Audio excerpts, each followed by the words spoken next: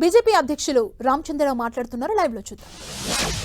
వివిధ రాష్ట్రాల నుంచి వచ్చి ఇక్కడ వసిస్తున్నారు. ఇక్కడ వాళ్ళందరూ కూడా ఇక్కడ ఓటర్లుగా కావాలని చెప్పేసి కూడా వారికి కూడా కోరిక ఉంది. ఎందుకంటే హైదరాబాద్ని వారి సొంత నగరంగా, తెలంగాణని సొంత ప్రదేశంగా వారు భావిస్తున్నారు కాబట్టి అటువంటి వాళ్లకు ఎటువంటి ఇబ్బంది కలగకుండా వాళ్ళ ఓట్స్ కూడా ఓటర్ లిస్టులో నమోదు కావాలి అనే విషయంలో ఈరోజు సీఈఓ గారిని కలవడం జరిగింది. కానీ చాలా చోట ఏమవుతుందంటే ఈ బిఎల్ఓస్ ఏవైతే అధికారులు ఉంటారో వీళ్ళని కొన్ని పొలిటికల్ పార్టీస్, ముఖ్యంగా మజ్లిస్ పార్టీ, రూలింగ్ పార్టీ అందరూ కూడా కలిసి వాళ్ళని బెదిరించి కొన్ని ఏరియాస్కు పోకుండా అక్కడ వాళ్ళ పేర్లు తీసుకోకుండా ప్రయత్నం చేస్తూ ఉన్నారు.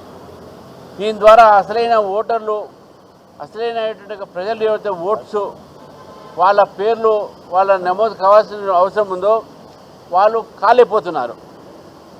ఈ విషయాన్ని కూడా మేము సీఈఓ గారి దృష్టిలో తీసుకొచ్చినాము. వారు తప్పకుండా దీని మీద కూడా వారు మాట్లాడుతున్నారు.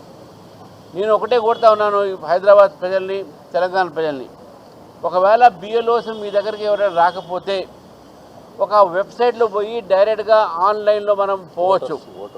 voters.eci.gov.in ఈ వెబ్సైట్ అంటే voters.eci.gov.in ఈ యొక్క వెబ్సైట్లో పోయి ఎవరైనా అక్కడ ఎన్యూమరేషన్ ఫామ్ ఉంటుంది, దాని ద్వారా కూడా మనం ఓటర్ ఫిలప్ చేసేసి దాంట్లో ఆన్లైన్ మనం ఓట్ తీసుకోవచ్చు. ఇది ముఖ్యంగా జరుగుతున్నటువంటి విషయం. ఎస్ఐఆర్ ఇప్పటికే ప్రక్రియలో సీఈఓ గారు చెప్పడం ప్రకారము ఒక 92% ఫామ్స్ డిస్ట్రిబ్యూట్ అని చెప్పారు. 25 లాస్ట్ డేట్ ఉంది కాబట్టి దీనిపై 24వ తారీఖు లాస్ట్ డేటు కాబట్టి ఆ ప్రజల్ని నేను కోరుతా ఉన్నాను, ఎస్ఐఆర్లో మీ ఓట్లన్నీ కూడా నమోదు చేయించుకోండి.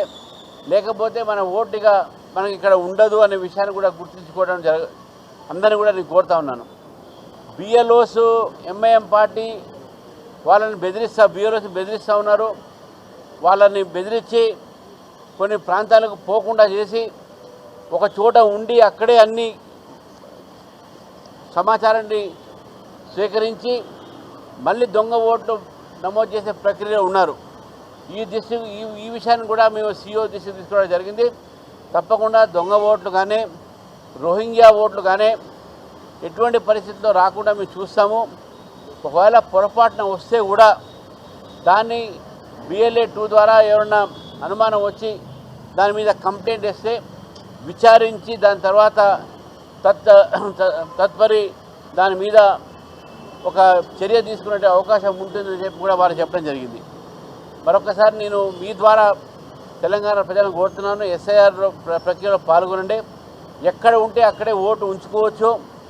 చాలా ముఖ్యంగా కాంగ్రెస్ పార్టీ రాజకీయ ఉద్దేశంతో హైదరాబాద్ నగరంలో వసిస్తున్నటువంటి ఇతర రాష్ట్రాలు కానీ ఇతర జిల్లాల ప్రజల్ని తప్పుదారి పట్టిస్తూ ఉంది. మీ ఊళ్ళో మీరు ఓటు లేకపోతే మీకు అక్కడ లబ్ధి రావు, బెనిఫిట్స్ రావు, రేషన్ కార్డు రావు అవన్నీ చెప్తా ఉన్నారు. అది పొరపాటు. అది ఎక్కడ ఉంటే అక్కడ ఓటు నమోదు చేసుకోవచ్చు. మన ఊళ్ళో మన ఆస్తులకు కానీ మన లబ్ధి కానీ ఎటువంటి ఒక ప్రాబ్లం ఉండదని చెప్పేసి కూడా చెప్పారు. ఎందుకంటే కాంగ్రెస్ పార్టీకి భయము హైదరాబాద్లో ఉన్న ఓట్లు ఈసారి వాళ్ళ